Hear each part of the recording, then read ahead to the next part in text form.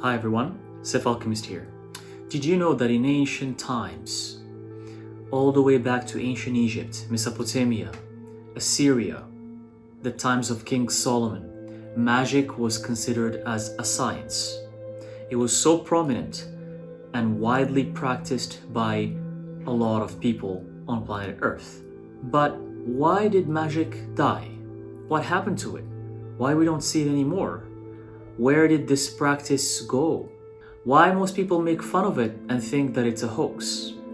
Well, that has to do mainly with religion. Magic practices, esoteric sciences, witchcraft, alchemy was the enemy of religion. Not to mention that many people who considered themselves religious, either Christian or Muslims or Jewish, still practiced magic and still did spells and rituals. They would hire a practitioner either for healing or casting a spell for whatever reason, be it love, success, prosperity, including hexing as well and cursing others. Ancient manuscripts and ancient tablets that were left by ancient civilizations such as Egypt and Greece and Sumeria indicates the use of magic in daily life. It was a very common practice and people believed in the gifted ones and they would go to them for healing, for protection, for exorcism, and so on and so forth. But as religion was becoming an organized dogma, more of a system of control throughout the Middle Ages, as it was becoming such, magic started to disappear because it was the competition. Therefore, religion around the world tried to erase any esoteric practices. That's why we have the witch hunts, which was a common practice by the inquisitors, and the amount of atrocious things they did to anyone who practiced magic, alchemy, even philosophy, even science sometimes. As long as you say something that's against the word of God, you would be burned at the stake, or you would be killed, or you would be tortured by the inquisitors until you die, literally.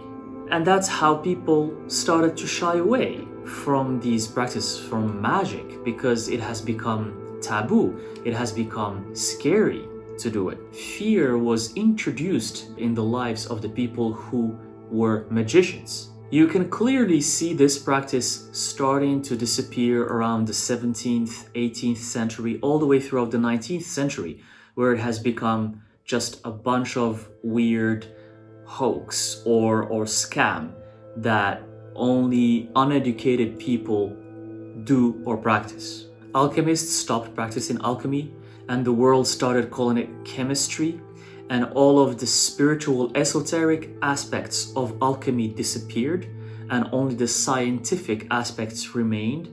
Witchcraft completely disappeared. Not only that, but nowadays with the evolution of technology and sciences, the practice of magic or anything esoteric in nature has become even hard to imagine because of the ridicule that it gets from human beings. So you, the watchers, and the practitioners, such as you, such as myself, are the very few ones. We're the niche, we're the rare ones. I am, however, very glad to see people nowadays coming out labeling themselves as witches and practicing witchcraft and trying to embrace this side of them, trying to awaken their powers. But even though with that, people are still scared, they're still afraid to be labeled crazy, to be labeled not normal. People label themselves as white witches because they're scared that dark magic is something harmful. Doing rituals or doing spells or using sigils or invoking spirits or demons or angels, this is a field that has nothing to do with bad or good. It's all one thing. So you either do it or you don't. There's nothing such as I'm a good witch and I'm a bad witch, or I'm a good magician or I'm a bad magician. If you're a mage, you're a mage. That's it. If you're an alchemist, you're an alchemist. It all depends on what are you going to use this power for? These gifts that you were given, what are you going to use them for? It's like science. It's exactly like science and technology. Some people choose to use it for the good and some people choose to use it for the bad. There's nothing such as white technology or black technology. That's on one hand. On the other hand, you have people saying that technology is magic. It is in a way. If you can figure out how to create advanced technologies, it will make things seem as magic. But the real magic that mages and witches and gifted people do or create is very different, because it involves the world of the unseen. It involves the underworld, invoking spirits and demons. It could be a technology, but I'm pretty certain that humans will never understand this kind of technology. It will take them hundreds, if not thousands of years to figure out how to make of it a technology, or how to make it work with technology. Because the technology we have nowadays is so far from the spiritual realm.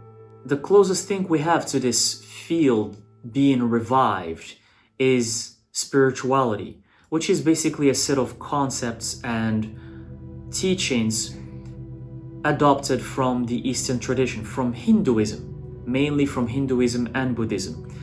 But unfortunately, I see that spirituality has become a religion itself, because you have a lot of people believing anything spiritual, anything that's written in a spiritual blog or article or book, without questioning why, without questioning the nature of it, or why it's there, or who said it, or who wrote it.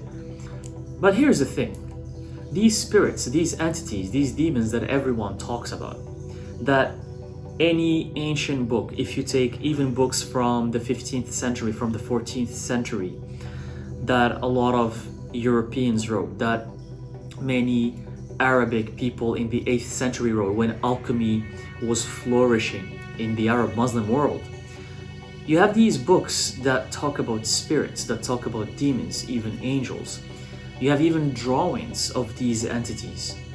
If a lot of people in ancient times have claimed to see and encounter these demons physically and numerously as well, it wasn't like nowadays where it's just once in a while you encounter a spirit or a demon. I'm talking about people thousands of years ago claiming that they have physically seen and encountered many of these demons, chimeras, kind of half human, half creatures, mermaids, centaurs, dragons, fairies, and so on and so forth. All of these creatures that different cultures label them differently all around the world. Werewolves, the Sasquatch, many of these creatures that have coexisted with humans, where are they?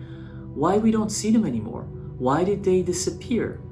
Physically speaking, because these entities, and many of them are the demons we talk about, they have supernatural powers. They have powers beyond what humans can understand or imagine. So they can shapeshift, they can disappear, they can appear out of nowhere, they can appear as spirits if they want to, they can appear as animals if they want to. And each demons have specific powers attached to them. But where did they go? Why don't they show themselves to humans anymore? Well, I have a theory. Many religions have mentioned the existence of these creatures, the fallen angels, the giants, the Nephilim. They have many names all around the world. And that the gods came from the sky and they mated with female humans and had these half human, half gods with them. I think they have coexisted with humans for thousands of years, as in you would go outside in the street and you would see them and you would encounter them every single day. But then something happened, which is the flood. The flood that people talk about all around the world, the flood of Noah, the flood of Atlantis. Even science, even geologists have proved that this flood happened.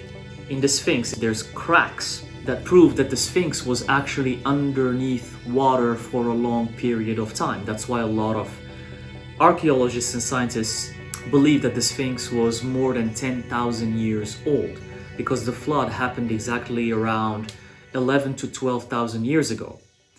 This flood, it seems like after it happened, the only creatures that remained were humans. It seems like these other creatures that many religious books talk about, many ancient civilizations talk about. It seems that they disappeared and only humans have remained. But here's my theory. I believe that they didn't completely disappear. I think they chose to hide. Because they have superpowers, because they can shapeshift. I think they chose to hide. Just think about it for a second. A demon who can shapeshift, who can teleport, who can go through walls. Don't you think they can appear as a human being if they want to? And where is the best place to hide? What's the best place to hide? Remember this, the best place to hide is always in plain sight. It's always in plain sight. So my theory is that after the flood, the ones who remained, the demons, the entities, the ones who remained, decided to hide. Because I do believe that they had this huge feud with humans. There was kind of this hate, this war going on. Because all of these ancient texts, every time I check them, it's all about banishing demons. It's all about burning demons. It's all about casting away demons. It is true that there are bad entities out there, but it doesn't mean that all of them are bad. But every time I check ancient history, it just seems like humans hated these entities. They hated them, and their sole purpose was to get rid of them, one way or another. So they were chasing them, they were trying to kill them, they were trying to banish them and exorcise them and so on and so forth. And I think after the flood, these demons were tired of this thing and they decided to become smarter by hiding in plain sight. Because after all, if they show themselves as human beings, then everyone will think that they're just humans.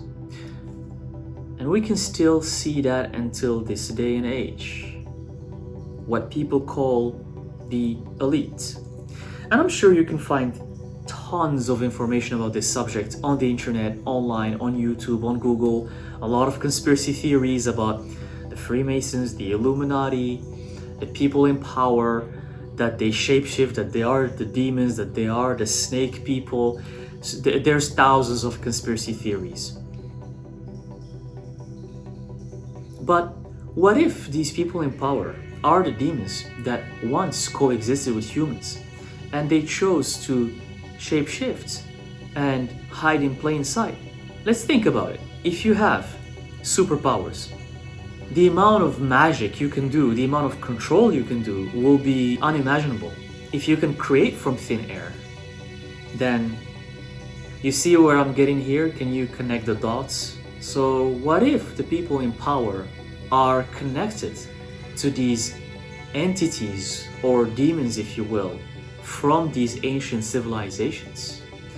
It is also labeled in most religious texts that the gods who created humans and apparently created these demons as well, they created both, preferred humans. If you go literally in any religious text or any historical book, ancient history, I'm talking about ancient history, you will find out for some reason that the gods preferred humans.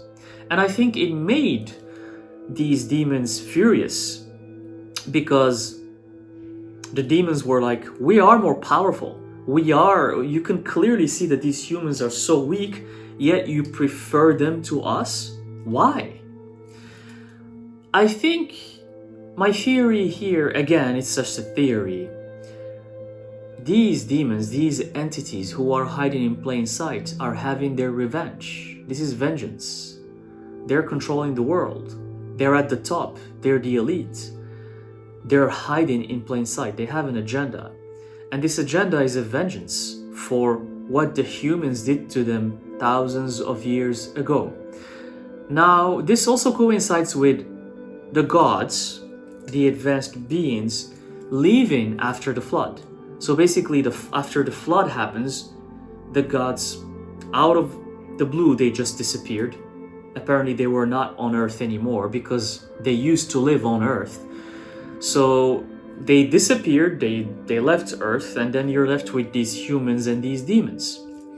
So I feel like the demons are having their revenge in a way, their vengeance. They're enjoying being at the top and the humans without power being at the bottom. I know this is a very sensitive subject, but this is just a theory because I come across so many books and so many articles and so many texts that mentions, yes, I met the demon in my daily life and we used to communicate, or like there's just so many. There's a book that I'm gonna leave the title of this book here. It's a book by an Arab author, and it depicts how these demons, or Jins, because the Arabs would call them Jins, how they looked like.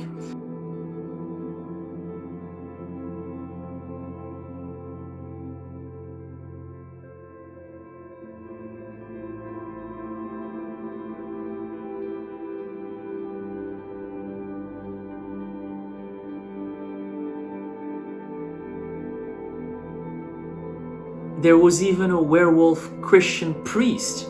I'm gonna leave the name here, right here, because I do not remember the name. I don't wanna give you something that doesn't make sense. But the story is that he was a werewolf and the priest found him and he turned him into a Christian. Believe it or not, an upright walking dog/wolf figure who learned about Christianity and became a priest, and this is a painting of him.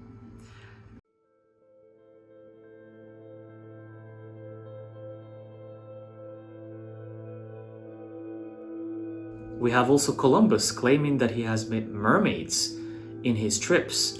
We have this other explorer and traveler named Ibn Battuta, who claims that he has met werewolves. He has met a whole village of werewolves during his travels. And in his books, he describes how they looked like and how they spoke like dogs, and they were walking upright, and they were huge and tall and very strong.